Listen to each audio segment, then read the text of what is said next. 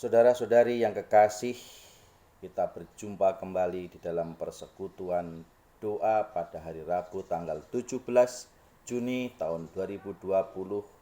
Dan pada kesempatan petang hari ini kita kembali dikuatkan oleh Rasul Tuhan di dalam 1 Korintus pasal 1 ayat yang ke-10 yang berbunyi sebagai berikut.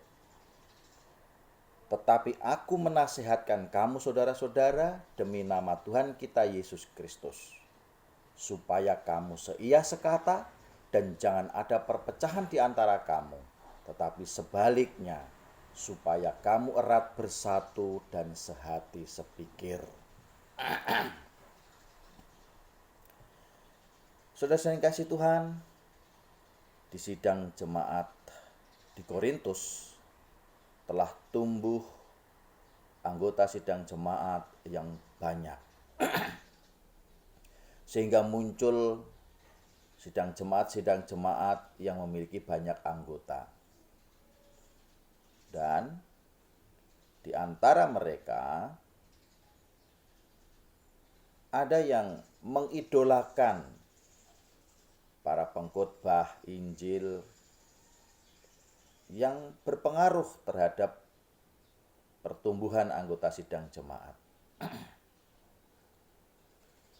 Mereka beranggapan bahwa setelah mereka menerima Roh Kudus, seseorang mampu menguasai bahasa roh. Sehingga hal ini menimbulkan kekaguman, menimbulkan suatu harapan dan keinginan bahwa semua orang menguasai bahasa roh menurut keinginannya sendiri.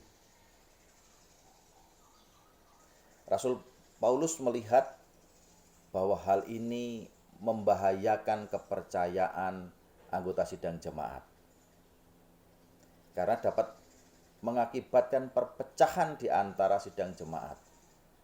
Kemudian ia menyerukan kepada semua orang di Korintus untuk mereka seia sekata,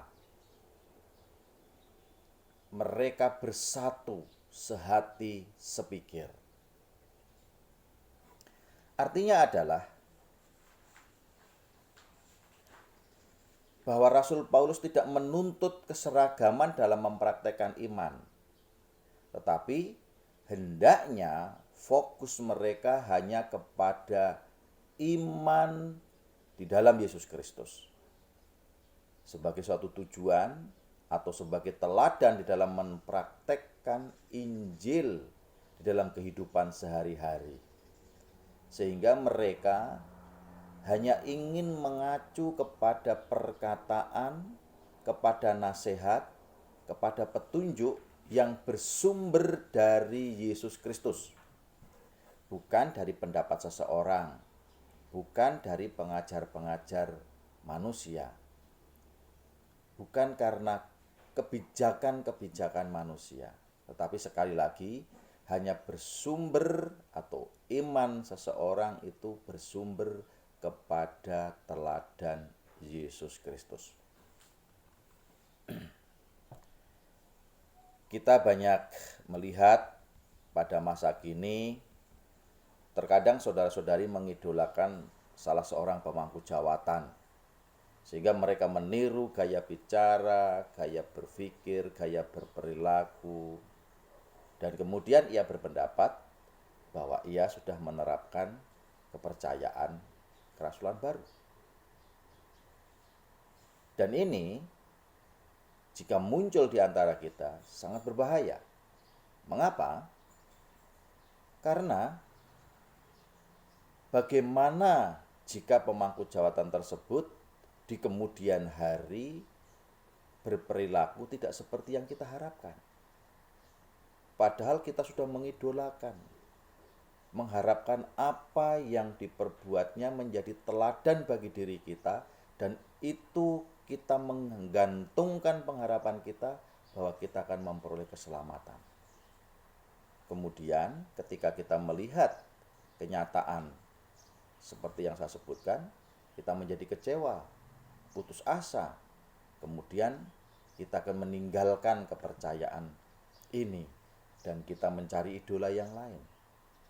yang pastinya kita akan mencederai kepercayaan kita dan iman kita kepada Yesus Kristus. Rasul Paulus menjelaskan bahwa tidak pantas seseorang mengkhususkan individu hamba Allah. Dalam 1 Korintus pasal 1 ayat 11-12 dikatakan, sebab saudara-saudaraku, aku telah diberitahukan oleh orang-orang dari keluarga Chloe tentang kamu, bahwa ada perselisihan di antara kamu. Yang aku maksudkan ialah bahwa kamu masing-masing berkata, aku dari golongan Paulus, aku dari golongan Apolos, atau aku dari golongan Kefas, atau aku dari golongan Kristus. Saudara yang kasih Tuhan, kita semua hanya beriman kepada Yesus Kristus dan tidak beriman kepada seseorang yang lainnya. Marilah kita sadari itu, bahwa kita semua memiliki kelemahan dan kekuatan. Untuk itu, kita tidak pantas, kita tidak layak untuk mengkultuskan seseorang di dalam kehidupan kepercayaan kita, atau dengan kata lain, kita mengidolakan seseorang di dalam kepercayaan kita.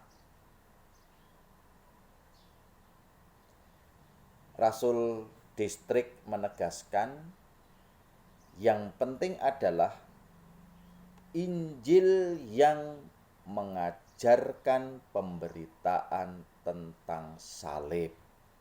Dalam 1 Korintus pasal 1 ayat 18 dikatakan, sebab pemberitaan tentang salib memang adalah kebodohan bagi mereka yang akan binasa. Tetapi bagi kita yang diselamatkan, pemberitaan itu adalah kekuatan Allah.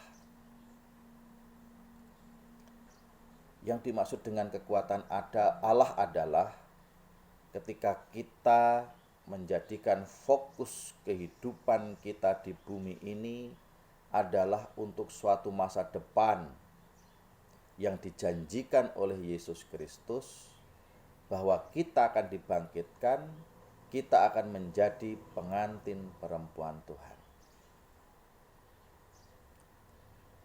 Sehingga kebangkitan yang dijanjikan dalam kehidupan yang kekal menjadi tujuan kita. Sehingga ketika kita hidup di bumi pada saat ini sedang mengarahkan kehidupan kita untuk kehidupan yang kekal itu dan kebangkitan jiwa kita. Hal itu hanya terjadi jika kita beriman hanya kepada Yesus Kristus yang mengaruniakan kasih dan masa depan ini dengan pasti.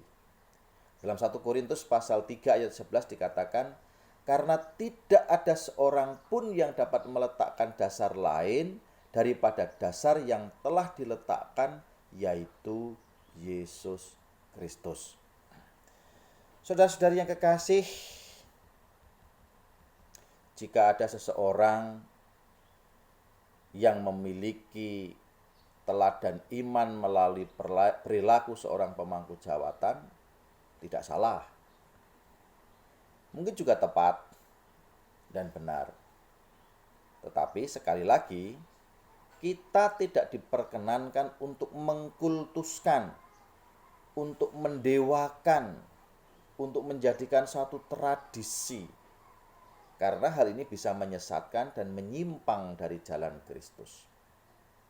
Rasul Distrik pernah mengatakan dalam satu pertemuan jawatan, jangan mengkultuskan seseorang yang mengemban jawatan rasul. Karena kita bisa saja kecewa. Tetapi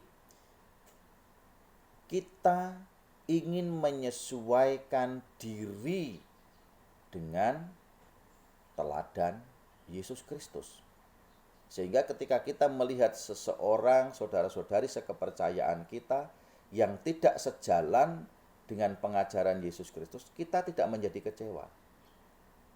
Atau mungkin kita melihat para pemangku jawatan yang saat ini kita percaya oleh karena pengajarannya, dan suatu saat kita melihat tindakan dan perbuatan pemangku jawatan itu tidak sesuai dengan Injil Tuhan, kita tidak menjadi kecewa terhadap saudara-saudari atau pemangku jawatan itu.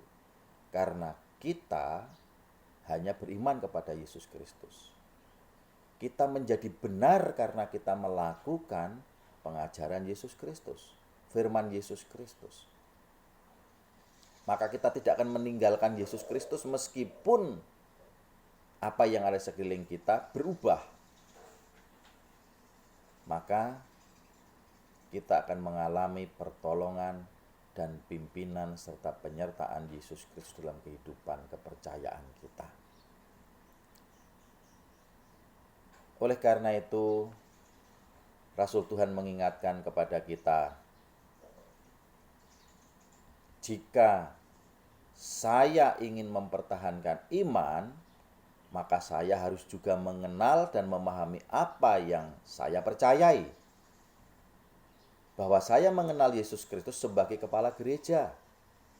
Dan dialah yang memerintah dan yang akan merampungkannya. Dan bahwa jawatan Rasul kembali aktif pada masa sekarang dan sedang mempersiapkan sidang jemaat pengantin perempuan bagi kedatangan Kristus kembali. Pengakuan iman kita bersama-sama yang diungkapkan di dalam pasal kepercayaan kita. Ada 10 pasal kepercayaan.